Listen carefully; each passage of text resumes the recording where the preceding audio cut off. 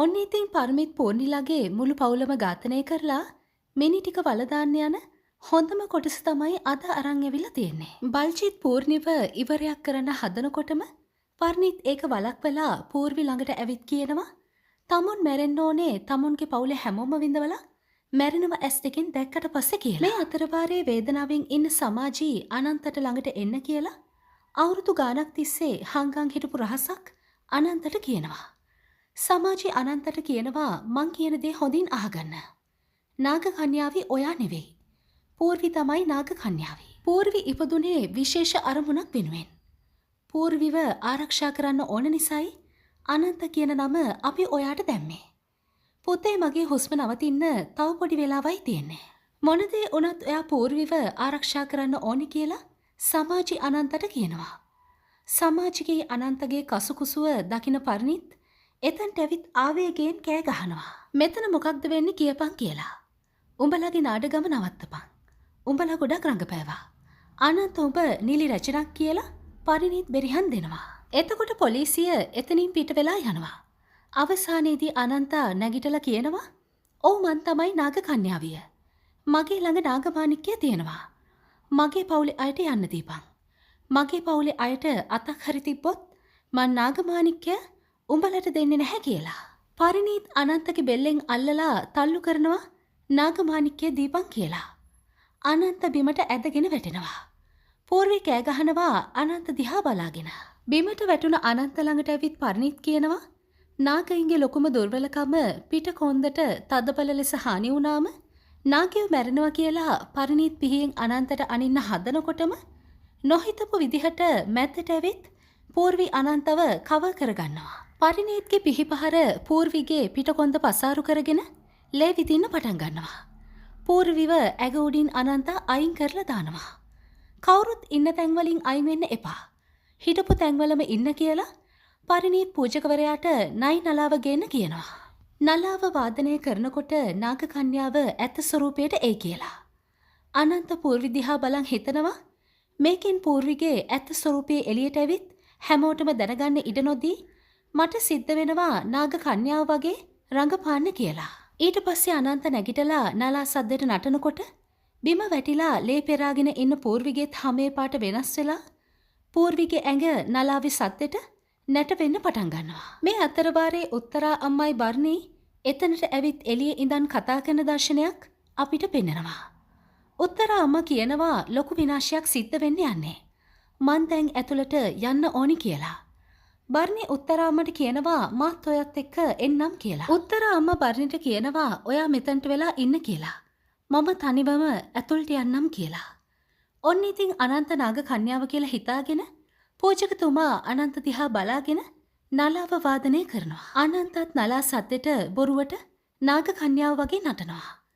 තුවාල වෙලා බිම වැටිලා අමාරුවෙන් නලා සද්දෙට නැටවෙන පූර්විව මේ වෙලාවේ පරිණීත්ලගේ නෙත ගැටෙන්නේ නැහැ. පරිණීත් පූජකවරයාගෙන් අහනවා අනන්ත නාග ස්වරූපයට එන්නේ නැහැ නේද කියලා.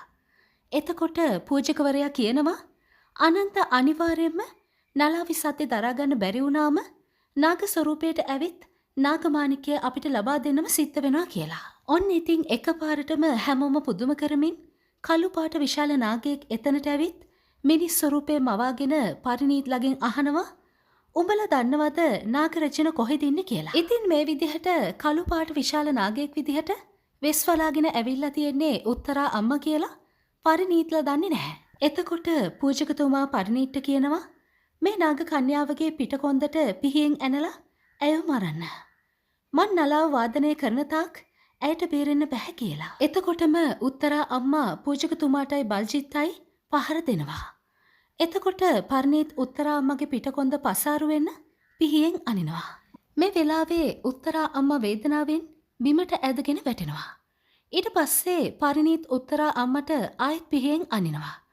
එතනට ආපු පොලිස් නිලධාරියා පරිණීත්ගෙන් අහනවා සර් තව විනාඩි 20කින් වෙනත් පොලිස් කණ්ඩායමක් ඩියුටි මාරු වෙන්න එනවා. එතකොට මට මේ සිද්ධිය යට ගහන්න බැරි වෙනවා. ඊට කලින් මම මොකද්ද කරන්න ඕනි සර් කියලා. පරිණීත් ආවේගයෙන් බල්ජිත්ට කියනවා අපිට තාම නාග කන්‍යාවියව හොයාගන්න බැරි වුණා කියලා.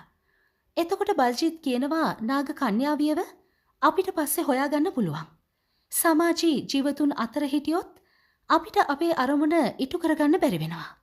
ඒ නිසා මුලින්ම සමාජිව ඉවරයක් කරලා ඉන්න කියලා. එතකොටම පරිණීත්ගේ බිරිඳ අනන්තගේ අම්මට පිහයකින් අනිනවා.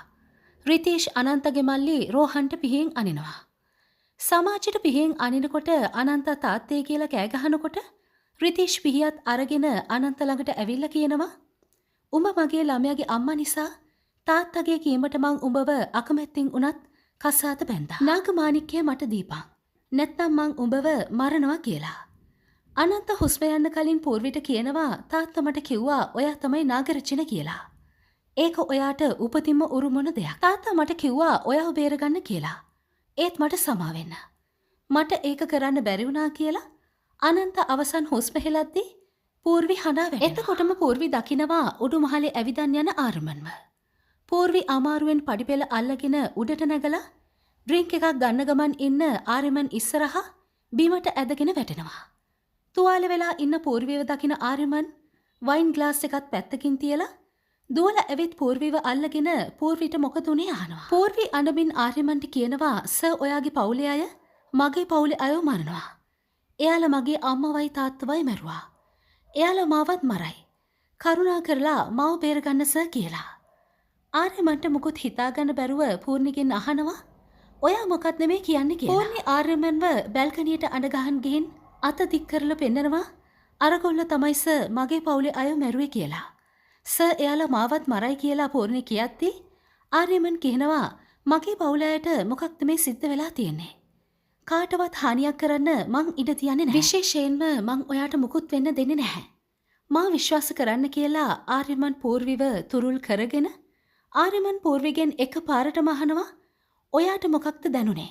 මම මේ මුකුත් දන්නේ නැහැ කියලාද කියලා.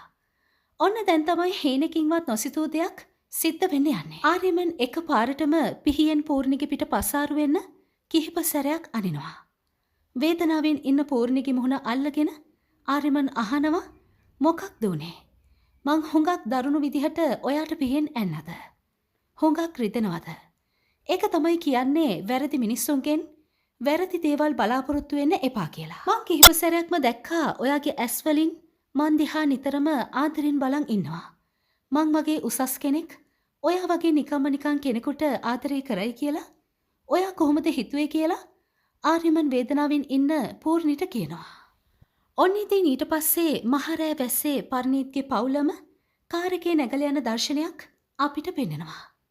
පරිණීත්ලගේ කාර් එක පාළු තැනක නතර කරනවත් එක්කම ට්‍රක් එකකුත් පරිණීත්ලගේ වාහනේ ළඟින් නවත්තනවා. මේ වෙනකොට අනන්තගේ පවුලේ 4 දෙනාගේම මල සිරුරු සුදු රෙතිවල ඔතලා අර ට්‍රක් එකෙන් ගෙනත් තියෙනවා. ඉතින් ඉදිරිය තවත් රසවත් ඊළඟ කොටසින් හෙට හමුවෙමු.